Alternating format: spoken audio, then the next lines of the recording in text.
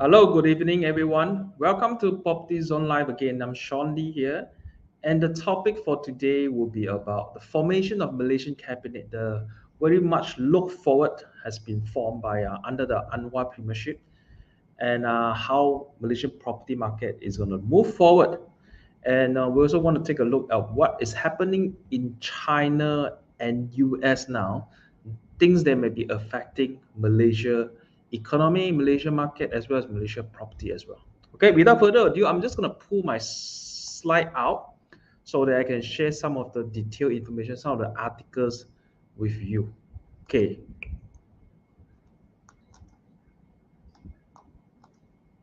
All right. So I hope everyone can see the slide here. It was a very much long-awaited, much anticipated cabinet list under the unity government of Malaysia with the premiership of Dato Sri Anwar Ibrahim. Okay, this is the first time we have two deputy prime minister, and this is basically the 25 minister under the different minister. Of course, okay, the one that is closest related to us in general, if you are an investor, if you're a businessman, okay, you are more actually sensitive or you pay attention to the market. I think other than the finance minister, which is under the leadership of our PM as well. He's also a finance minister. The other one would be Rafizi Ramli, which is the Minister of Economy, as well as YB Ngakoming, the Local Government Development. Okay, so I think these are three most influential minister. Okay, in terms of for property investor, property buyer, or property market as a whole. Okay, I think those of you are seasoned enough. You should also remember that no, Anwar is not the first time becoming a finance minister himself. Back into 1990s, before the Asian financial crisis in 1997, 1998, uh, Dato Sri Anwar Ibrahim was already a finance minister in Malaysia, and in fact, he was named by one of the top four finance minister by the Euro Money magazine.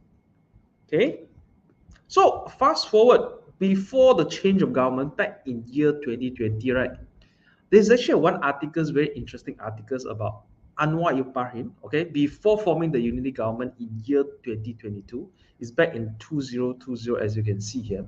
He was giving a lecture about financial crisis at Harvard University. All right. He didn't graduate from Harvard, but he's actually honored enough to give a lecture about financial crisis back then in Harvard University. Okay. So to cut the story short, no, a lot of things have been asked. What if? Okay, if you remember, he was sacked. Okay, as a finance minister by Tun M during the height of the financial crisis when he was looking to get some financial help from IMF, International Monetary Fund, and among other reasons. Okay, now this quick look back of among other things is if he was still holding the finance minister portfolio, according to him, this is just not about 2 years ago. He said he would. Is any corporation too big to fail? He said one of the major reasons the financial crisis happened is because a lot of big corporations become unproductive, heavy leverage, and not willing to change. So when the crisis hit, these big corporations are too big to fail. So he was in a dilemma, the government will be in a dilemma whether to save the big corporation that's too big to fail, or should the government use limited resources and energy to protect the common man who did nothing wrong in the crisis. Okay, that's what he said.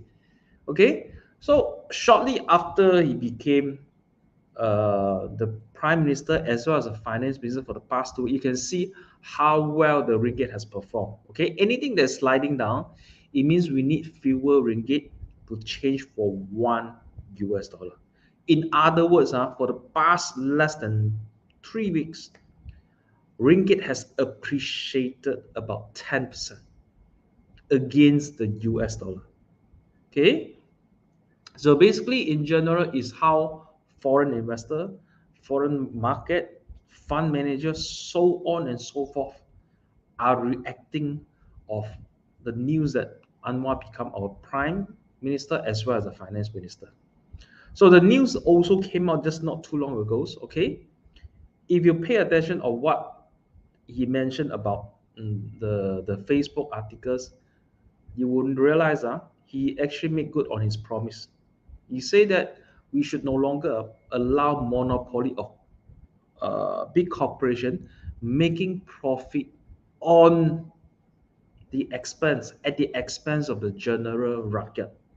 So he said that Bernas, which is owned by business tycoon Sheikh Mokhtar, is actually benefiting from monopolize the rice import through his company Bernas. So what he did, he said Bernas should actually instead giving out 60 million for the poor rice farmer. So taking money and actually want to reduce the situation of monopolize. But he did also mention that he's not to shaken down, he's not to destroy the business empire, but he just want to have a fairer market between the wealthy, the monopoly, and the common bracket. Okay, and also whatever thing that is approved pre-generation without the open tender, for example, the 7 billion for flood mitigation will be put on hold and subject to further review. So in other words, you want to plug the hole on the currently the budget, the tight financial budget Malaysian government is having. You want to make sure that no, we will not waste money like wasting water. Okay. So move toward another minister. The new minister of economy. I think there is no stranger to everyone. Rafizi Ramli, okay, is helming the Ministry of Economy. Okay, so drawing on the Rafizi's expertise for national economy, I think a lot of people know about him because of National Feedlot, the scandal exposure. The other thing a lot of people probably would be aware and come to know about him is because of the self-declaration he made prior to the G15. What few things he made? He basically has a net worth close to 18 to 19 million. That surprised everyone. And if you look at his academic qualification, his job qualification, you will realize he started as 3,005 pay. 6 months later, become 11,000 monthly pay, and 1 year later, his salary figures go up 20,000. So a lot of people are surprised how can he escalating his pay so much. But at the same time, if you take a look at his economic background, his academic background, he's basically a certified chartered accountant. He is a fellow with Institute of Chartered Accountant in England and Wales, ICAEW. He works and handles portfolio that runs in the billions in Petronas. But at the last, he also worked as a general manager. You can see a general manager of Pharma Niaga Berhad. Okay, he also started a think tank, a research center called Invoke, and basically most of his wealth are in a share of the Invoke. Okay, so this is some of the background we need to know about. No, he's doing very well personally. He's doing very well on his personal career. He's doing very well, and at the same time, his exposure with the big corporation should help Malaysian to lead forwards under the ministry he's heading now. So the other person, which is a local government minister by the YP of Nakoming, okay. So a lot of people know he came from Perak and appointed to the State Executive Committee with the portfolio of education and local government. So although he's a new minister in the federal level, but in the state level, he is already leading the education, the local government, housing, and public transport. So he's no longer, he basically learned taking his expertise and experience in the state level and move it towards the federal. Okay? So some of the things you may find previously, the ministry is called housing and local government. But now, the new one, you don't see the word housing. But if you look carefully under the Wikipedia, The Ministry of Local Government basically is responsible for housing development, building and common properties, local government, town and country planning, money lending, and pawnbrokers. So, in other words, housing ministry is under the local government development ministry, which is held by YB Ngakomi.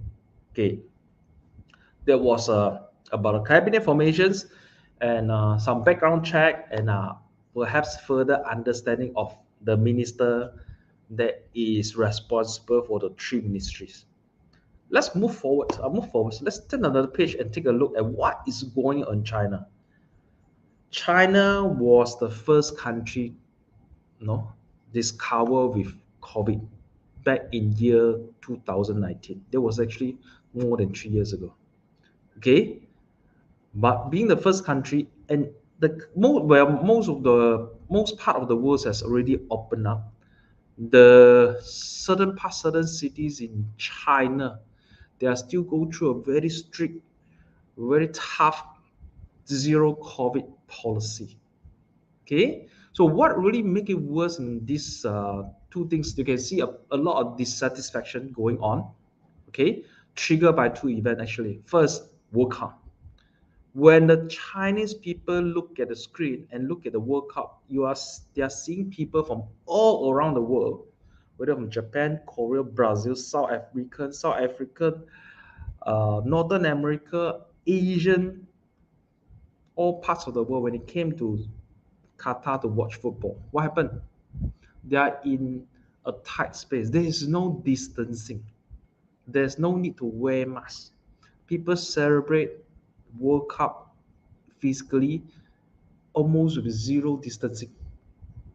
Yet, being the country that first diagnosed discovered with COVID, they are still stuck. So there is actually a lot of contrast feeling. They feel that, no, how come we are still have to stuck in that? The second one is about the recent fire incidents happened in Urumqi, Xinjiang.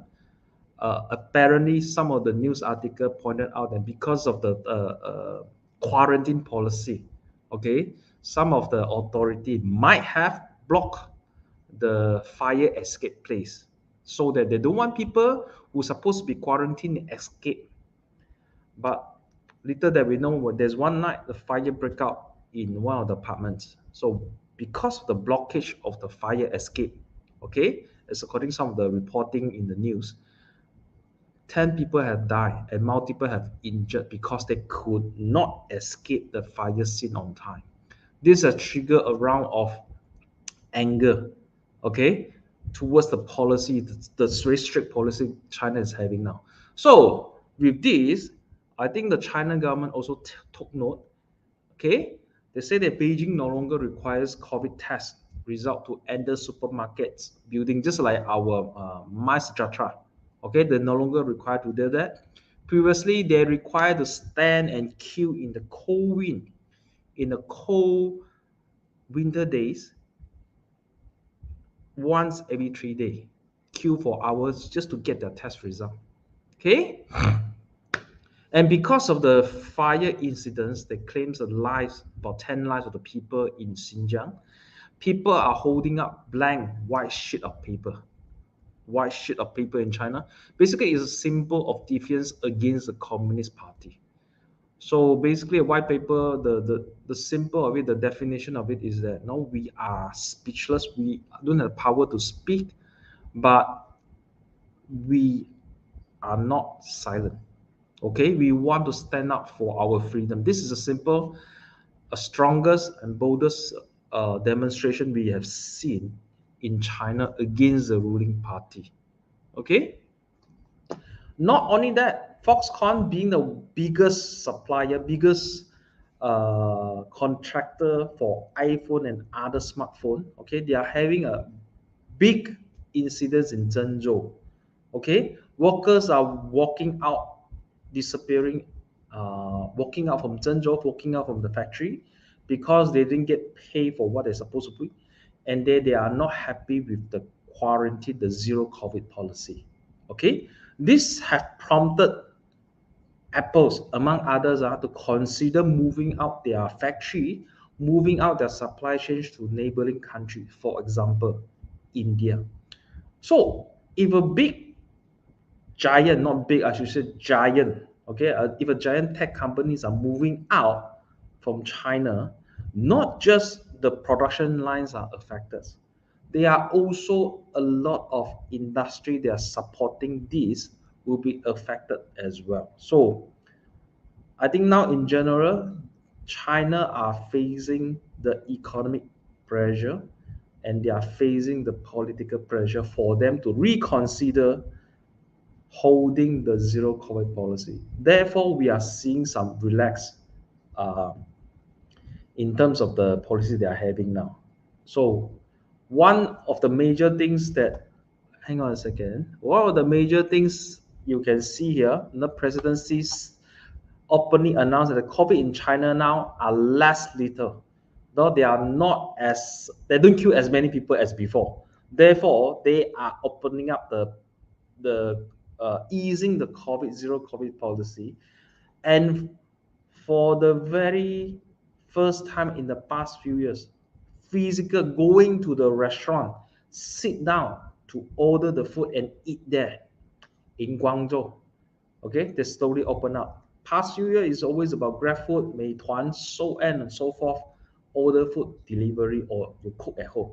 Going to the restaurant is almost like an impossible task. So with this, we are seeing China is slowly opening up. So when China is slowly opening up, they are not just become the factory, they are also become the consumer of the world.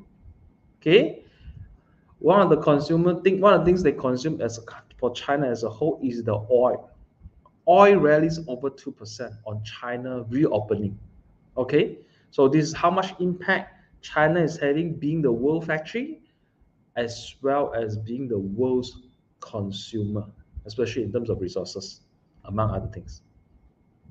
There's about China. Move forward to US.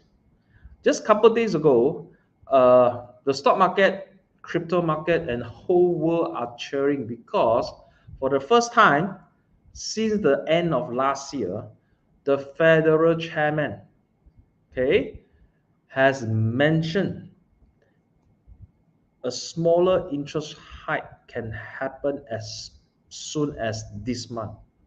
So as just a recap, as you know that this year Federal Reserve, which is the central bank of US, has increased the interest rate 0.75% for 4 times. Okay, this year alone. And they are expecting them to increase another 0.75% end of the year, which is this month. But anything below 0.75%, which is 0.5%, is is a good thing for the whole stock market, crypto market, property market, among other markets. Okay? The current US situation now, to be honest, bad news equals to good news, and good news equals to bad news. Let me tell you why. For example, if the unemployment data comes up very good, Federal Reserve may increase rate more.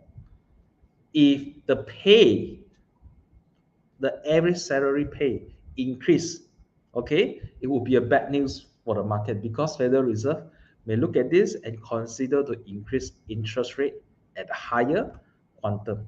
So what we are looking at, is a distorted market. Any good news will have negative impact on the market. So, but thankfully, we are seeing the inflation is coming down from 8.2 to 7.7. This is the biggest data we are looking at, and hopefully, standing from a property investor point of view, worldwide, not just Malaysia, Federal Reserve, we say, no, perhaps it's time, to increase the interest rate at a smaller quantum, or perhaps you should stop increase the interest rate. Let the market goes back to equilibrium because you just increased too much, too fast in the year of 2022. So until then, let's see what's going to happen when the Federal Reserve have their meeting again and announcement of their interest rate. Finger crossed. Okay. So with this, I would like to conclude my session for today, and I hope everyone have a enjoyable Thursday evening. See you next round. Sean Lee here, Properties Online. Bye bye.